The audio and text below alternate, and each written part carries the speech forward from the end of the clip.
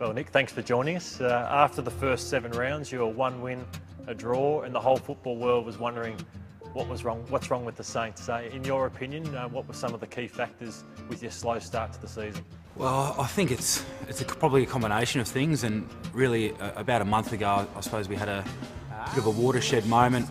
We came together as a whole football club, the entire football department, and spoke about some of the issues that might have been resulting in the way we were playing, and really just lay a lot of stuff on the table, a lot of feelings. Obviously, coming off the back of 2 seasons where we were pretty successful without achieving the ultimate prize, and I think that was something that was weighing pretty heavily on the playing group. And spoke about a few of the distractions, a number of factors, and a move to Seaford, whether that was having an impact, and just realigned and found ourselves a new purpose. You're as driven a man as I've just about seen in my time in football, and the way you play the game, your work rate.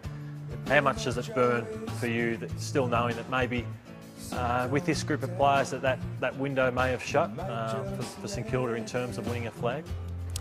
I'm not one that really subscribes to that premiership window or the clock or anything like that. So I think our group's still got as good a chance as anyone.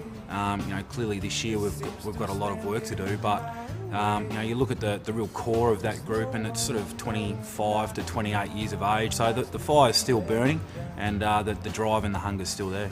You spoke of the watershed meeting that you had, and you spoke of all the issues. Obviously the off-season was one full of issues, for yourself personally and also the group.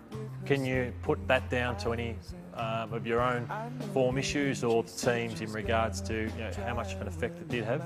Yeah, one thing we've always spoken about at the football club is any time there's been a distraction, no matter what it's been, we use that as a trigger to focus on preparation. I think that's something that's stood us in really good stead, and to be honest, it's something that became pretty boring for us, talking about that and dealing with that, so we moved on pretty quickly from all that sort of stuff. Does it hurt you as the skipper that people were questioning the culture of St Kilda as a football club? Yeah, it does, but unless they've been inside it and they've lived it and they experience what the playing group and the club stands for every day, well then their opinions, they don't really matter. Continually double and triple teamed, and I do feel for you as a player. How much has the changing of the press and that type of thing affected your own game? It was nice of us forwards to stick together, mate.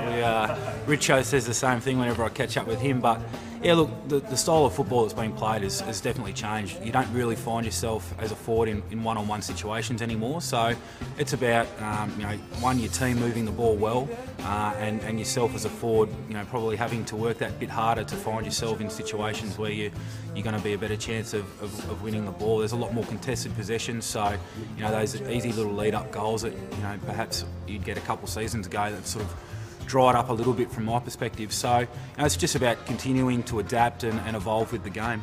Your body work, have you looked at sometimes opponents looking to take your run and nudge you under the football? Is that something you're looking to work at, just to add that extra dimension to your game? That's something that I think people have always been a little bit critical of, and rightfully so. Can be almost too focused on the ball at times and unaware of what's around me, and it doesn't take much at times for players to sort of knock me off my path towards the ball. So just tinkering with a few of those things and working on them on the track, I think will, in this day and age and the way footy's played, give me a much better chance more often. Obviously, Nick, your goal kicking is spoken about a lot.